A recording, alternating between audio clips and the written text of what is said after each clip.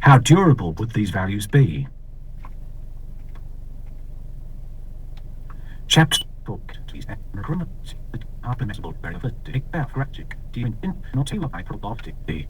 And this was broadcast to the participants.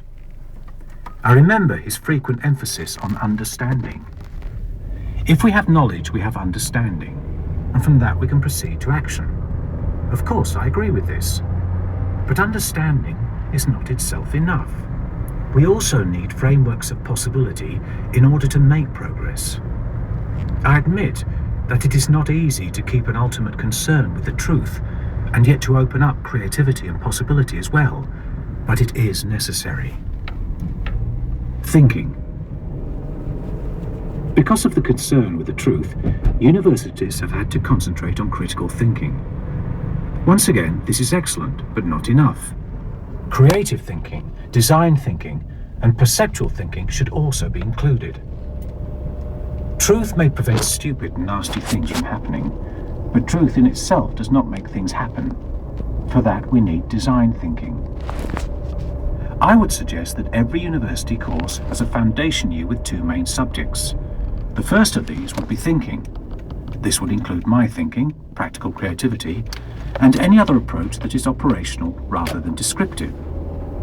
The second subject would be the state of the world and society. It is not enough for anyone to know a particular subject in great depth while remaining ignorant of the world around them. Design. Analysis is wonderful, but it is not enough. Knowledge and analysis may give us the roadmap, but then we have to design our journey. Where do we want to go? Design means putting together what we have in order to deliver the values we want. Design is all about the real world. Design is all about the world outside schools and universities. How do you design your career? How do you design your life? How do you design a car park? How do you design a political manifesto? Right from the beginning, students should be set simple design exercises. These need not be relevant to the subjects they are studying. The purpose of these exercises is to develop the thinking skills of design. The exercises may include designing a bus, designing a holiday resort, designing a sport for old people, designing a cafe, designing a car park, designing a new type of examination. Design brings in aspects of action, practicality, and value. You can analyze the past, but you have to design the future, or else you'll just fall into it. The 6 value medals. Universities and all educational institutions completely ignore value. It is assumed that everyone knows about current values and that this will therefore guide their thinking, behavior, and designs. A very important operation is to be able to extract value at every point. What is the value here? For whom is there value?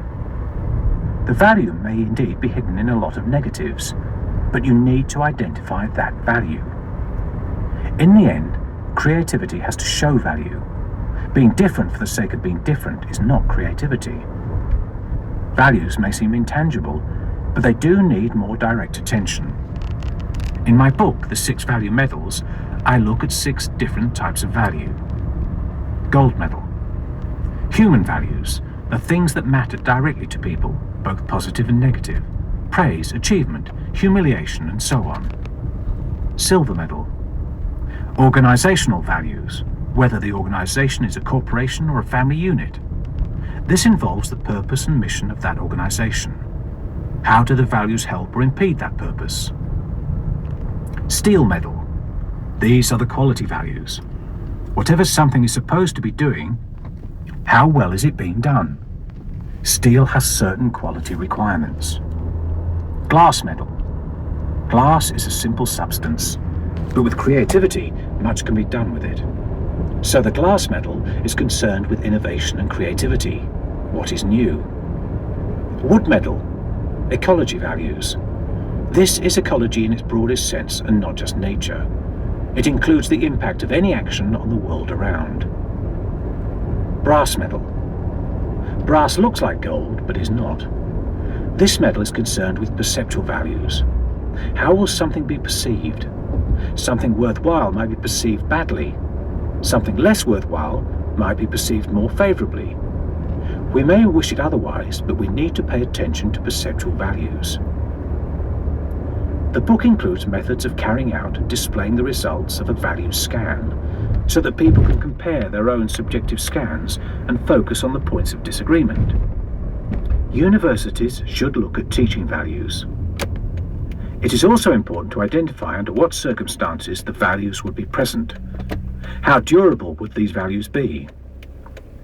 In the end, value is the currency of creativity. If creativity does not deliver value, it is a pointless exercise. Argument. Universities are much concerned with argument as a way of arriving at the truth.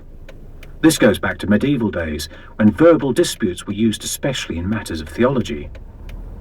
While argument has a value, there is also a genuine need to understand the other point of view and to seek reconciliation. There is a need to design a way forward, rather than just win an argument. What are the values, perceptions, and fears of the other party? With theology, constructive thinking probably suggested compromise, but in other matters, constructive thinking is a powerful way forward. Examinations. I used to examine for the medical finals at Cambridge University.